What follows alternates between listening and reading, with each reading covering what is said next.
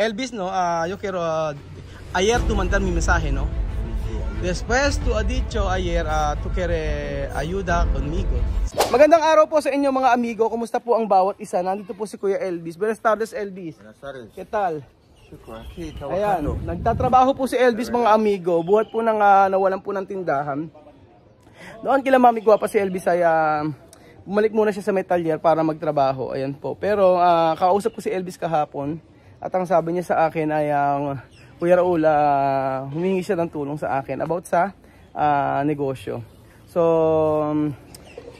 ito ay napag-usapan namin ni Tia Mami kahapon. Hindi ito padalos-dalos na akala nyo iniisip nyo na lagi kong nababasa sa comment na ang aking desisyon ay padalos-dalos at hindi pinag-iisipan. Nawala siya sa akin na hanggang ngayon bakit yung bahay na to ay nakatayo pa rin, wala pa rin nagpaplatada. So hindi ko po kasalanan yun dahil si Tia Mami ang naghahanap ng magpaplatada at hanggang ngayon hindi siya nakakakita. Wala siya makita. Si Paulino ay ayaw niya na gusto niya magplatada kaso yung si Tia Mami ayaw niya. So regarding sa bahay na to, ang daming kasabi ba't daw hindi ko pa natatapos. So inuna pa raw itong tindahan. So lahat ng decision mga amigo ay nakit Tia Mami, hindi po nasa akin. Ako po ay tumutulong lamang. Kung ano man po yung mga nais ni Tia Mami ay aking susundin lang. Dahil sabi ko nga ang bawat tao ay mayroong decision sa buhay. Elvis, no, yo quiero ayer tú mandar mi mensaje, no? Después tú ha dicho ayer tú quiere ayuda conmigo. Sí, ¿no? Sí. Después yo ha dicho Elvis, yo quiero hablar contigo hoy, mañana, ¿no? Porque sabi ko kay Elvis, minesis mo ba ako kahapon? Sabi niya, daw. Sabi niya humingi siya ng tulong sa akin. At yun, sabi ko bukas tayo mag-usap. Ayun, nag-message siya sa akin and then sabi niya babalik muna siya sa talyer hanggang hindi pa siya nakakakita ng pwesto para sa kanyang tindahan. Todo tu cosas ahí donde Mami Guapa echar, no? Con ella después tú sacar todo cosas, ¿no? Sí, allí, porque que ha tenido, no sé qué ha tenido con mamá, que sí, no, deja esto, qué razón esto no importa. Ahora vamos a empezar. Me mezcla problema con mamá, yo no sé. Sí, este problema con Mama Guapa, yo entiendo todo. So sabi ko kay Elvis, ano man yung nangyari kay Mama Guapa o sa kanila ay hayaan na lang, wag na nating hayaan na lang, yun ang sabi ko. So nandito po si Kuya Tonton mga amigo at kasama ko si Elvis at meron po kaming plano regarding po sa itatayo namin para kay Elvis. Ito ay para kay Elvis na po, no? Yo pensar una negosyo para usted, no? Antes tú prahir, no? Así. Eso también tu negocio pero tiene bar, no? Yo explicar. So sabi ko kay Elvis, ipag-uusapan namin yung negosyo ngayong araw at sabi ko magkatayo kami ng negosyo ni Elvis para sa kanya para pagka umalis kami ay meron siya. So whatever, kung ano man yung mangyari sa negosyo na hayaan ko, basta tutulungan ko si Elvis hanggang makaahon dahil ang tagal niyang hindi nakakapagtinda mga amigo. Yun, meron masipag talaga dahil nandun po siya kay sa talyer para magtrabaho. Ang naisip ko po na negosyo para kay Elvis ay ganun pa rin sa dati. Pero dito po gagawin yung negosyo. Dito po yung magiging pwesto sa may lote na ito mga amigo. At hulaan nyo mga amigo, ito ay aming plano at pag-usapan namin ito ni Kuya Tonton, napag-usapan namin ito ni Tia Mami. So nanghingi ako ng permiso kay Tia Mami, sabihin ni Kuya Tonton ay sabihin ko daw kung papayag siya. Ayan. Elvis, no, yo construir una como bar restaurante aquí parte. Yo hablando con tu mamá. Tu mamá ha dicho no pasa nada, no hay problema, no? Esto una casa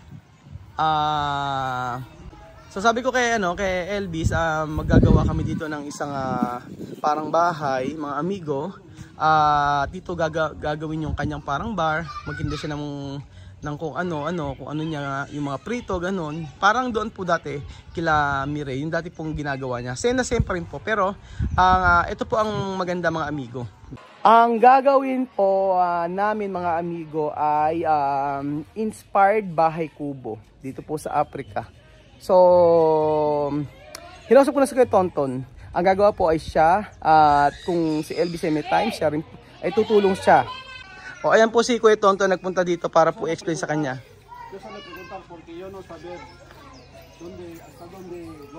Oo, donde de terreno tu mamá? Hasta donde? Bueno, estamos ahí carretera. Aha. Por aquí ahora mismo puede llegar, no tanto ahí, porque aquí pasa. Hasta aquí puede? Sí, podemos coger desde aquí, ¿ves dónde está? Sí. Sí, esta línea. Hasta línea, hasta aquí. Sí, podemos coger aquí. Ayan kuya, hanggang dito raw. Hasta aquí. Hasta aquí. Hasta aquí. Sí. No, stop esto como aquí no puede. No. Aquí esto mesa el hacer va a poner aquí. Sí. Mesa y 2 sillas. Sí. Hasta grande así. Sí. Así, aquí. Después tiene Para agua. no para agua. Madera. Madera 4 así. Ha dicho Noel, habla, coger medida silla. Igual mesa. Aha. Para Yun. después. Yung sabi ko, ang gagawin po mga amigo ay ang gagawin po namin ay bahay kubo inspired dito po sa Africa. So ang sabi ni Tia Cesa, pwede kong gamitin tong lote na ito para daw po kay Elvis. Ang gusto ni Elvis mga amigo ay pang natagalan na. So sabi ko, gagamit kami ng madera o kahoy. Ayan. También a medida. Kuya, ipaliwanag mo yung about sa ano. Yung sa may kubo. Hindi niya alam kung ano eh. Ano ba yung kubo sa ano? Nipa. Ito sabi Nipa? Nipa, conozco Nipa. So, Nipa, esto, Noel escucha arreglar casa, pero materiales, madera. bambú. Sí. Ajá. No pasa nada. No pasa nada. No. Sí. Claro, yo no tengo problema. Yo solamente, yo quiero estar. Sí. Empezar, ¿no? Sí. Yo quiero terminar, empezar, porque yo no quiero ir más lejos. Yo quiero activar de Aquí. trabajo Sí. para no tener problemas con la gente. Ajá, sí, más mejor. Mejor trabajar en tu patio. Ajá, sí, porque otro no Cualquier está momento bien. te puede echar. Y Sí. aquí quién me va a echar. Ajá. Me puede echar, porque aquí yo estoy en casa. Si yo hablando, sabi ni Elvis, kahit saan daw walang problema, kahit ano daw itayo walang problema, basta hindi siya palalayasin, yun ang mahalaga. Kasi syempre, yung nakaraan, pinaalis siya eh. Kaya naawa naman ako dito dahil yung negosyo na okay na sana, nawala pa. Kaya po, ayan. Elvis, tú has dicho, tú trabajar donde, donde taller, ¿no? En el taller. Pwede, no, va a construir con él y tú. Después solo yo comprar materiales. No, sabi ko kuya, kayong dalawa ang gagawa, di ba? Oo. Tú tienes tiempo para arreglar esto? Sí, yo tengo tiempo. Así, yo comprar todo cosas, madera. Donde él trabajar ahí.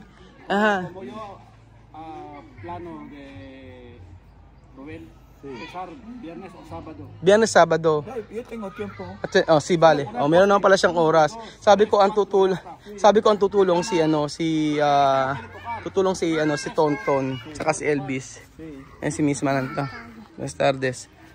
Cuando quiera empezar yo puedo ir, yo tengo tiempo. Así. Solo él quiere poner, kuya, ano yun? Poste. Cuatro poste. Viernes, sábado. Yo comprar cemento y también tiene aquí harina. Solo cemento, después madera. Después yo quiero preguntar de Nipa. ¿Tú sabes Nipa? Nipa. Sí, vamos a hacer una bar-restaurante como Nipa. Eso casa mi país. Yo enseñar tú cuando yo quiero ver de internet. Después tú poner mesa, silla, después congelador. Así, tú poner congelador. Después también aquí puede freír o puede hacer barbacoa. Así. Para no tiene problema, para no a gente echar tú. Así. Ayun sa Sabi Quiero empezar a echar ahí. sí. Es como si no quieren yo. Aha, sí. Ayun. Había problema. Problema, sí. Ayun, ang sabi ko kay Elvis, gagawa kami ng kubo dito. Ayan, maglalagay siya ng mga poste. Tapos, pakikita ko sa kanya kako yung design na manggagaling sa internet. Sabi niya, walang problema kasi ayaw niya nang pinalalaya siya. Di ba dati nakapinalaya siya dito nila, Mireille, kila Mama Papa Bonggay. Tapos sabi, pinalayas na naman siya. So, ito yung pinaka okay na part kasi, pwesto kasi ito yung sa kanila talaga to, di ba? Ayun, ang sabi, ang gagawa daw po si Kuya Elvis at saka si Kuya Tonton. Ganon. Para po, para masimulan namin. So, Friday, sisimulan na ito. Nena, ano ba? Nangungurot si Nena eh. Kuya Tonton, Friday, isisimulan. Ano ang bibiling ko? Semento at saka madera. Anong klaseng madera? Tingnan na natin. Aha. Pwede na tayo, kuya. Pwede na siguro tayong bumili ngayon. Entayin mo lang kami. Cuando hay aquí madera, vamos a comprar, no tiene problema. Y también cemento para tu umpisar. Hasta, kuya, pwede siguro ituro mo na sa kanya para yung gagawin niya. Siya na mismo gagawa. Para pagpunta mo dito, ituturo mo na lang kung paano gagawin. Biyernes na lang. O sige, isang araw lang naman. Biyernes na dicho. Oo, sa Friday gagawin po mga amigo. Madali lang naman yun eh. Yun. Yung nipa lang kuya ang hanapin natin. Oo, yung pambubunga lang. Pag nakita ng nipa, hindi pwedeng walang lambat. Dapat may lambat. Walang problema kuya. Kasi malakas ang hangin dito. Sa EGTC yata meron eh. No? Sa periferia ka lang. Sa periferia. Oo, may lambat. Basta ituro mo na sa akin kung ano yung mga materials na gagawin. Sabi kay sir, solo to ayudar él. Para umpisar todo. No hay problema. Sí. Yo voy a trabajar. Ajá. Porque yo quiero la verdad. Sí, no está bien trabajar cada día. Trabaja a las 8, a las 4, no está bien. Vete aquí, hay gente para comprar algo.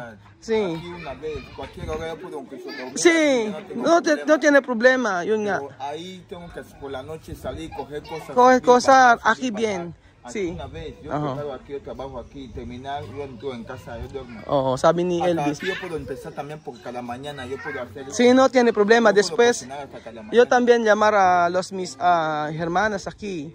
Yung sabi ni Elvis, okay daw dito ang pwesto para hindi na siya mapalayas. Yun ang sabi niya. Kasi isipin niyo, pumapasok na naman siya sa dati niyang trabaho.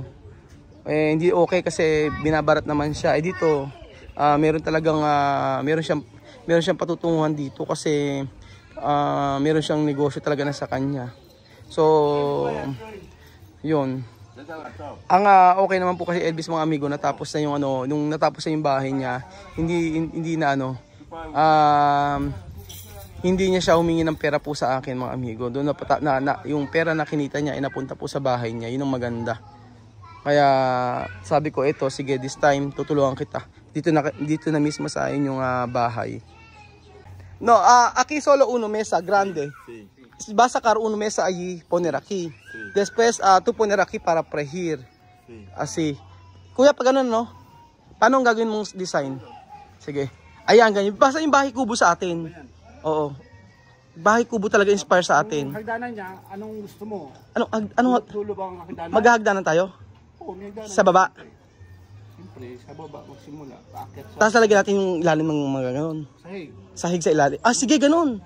Ganun na lang. Para presko. Para talagang kubo, no? Ay, kubo. Hindi naman mura na naman yung mga kahoy-kahoy, no? Kayang-kaya yan. Sige. Ano gagawin mo sa sahig? Kawayan na lang din. Kawayan ha, tayo kay patang kay Pedro. Pag walang kawayan, Pag walang kawayan, yung madera na lang. plywood na lang. Plywood. Hindi, Ay, yung madera. yung madera, yung makapal. Oo, yung makapal. Yung makapal nila, yung gamitin natin. Elvis, solo to ayudar el después a hacer. No pasa lo que Ano? iba a decir, yo voy a hacer. Ajá. ¿Sabe, no? Sí, él sabe. Porque él carpintero también. Solo quiere ayudante para poner poste. Poste. Problema. Después trabajo, no hay problema. Como yo solo, no pasa nada. No, Ayun. no tú solo, tú y yo estoy aquí. Aha. Trabajamos juntos. Ayun. Sabing gano'n ni Trabajar solo. Sabing gano'n ni Kuya Tonton, maitayo lang yung poste kahit na lang daw siya mag-isa. Sabi ni Elvis hindi daw, tutulong daw siya. Solo persona. Yun. So ayun po mga amigo, ganun po ang mangyayari mga kababayan. Tayo po ay magtatayo dito ng Pinoy Bahay Kubo sa Africa. So bago man lang ako umalis dito sa Africa ay mapatayuan natin ng magiging ito, parang legacy natin itong mga Pilipino na kapag tayo ng kubo dito sa Equatorial Guinea. So, Pinoy-inspired na bahay kubo po mga amigo. So, abangan nyo po ang mangyayari. Ano po si Kuya Tonton at si Kuya Elvis para simulan ang bahay kubo sa Africa. Salamat po mga amigo at God bless po. Mabuhay po ang Pilipino. Share nyo po ang ating video. Excited na ako mga amigo. Excited na ako na matapos ito o masimulan. So by Friday ay sisimulan na po itong bahay kubo sa Africa. God bless po mga kababayan. Adios.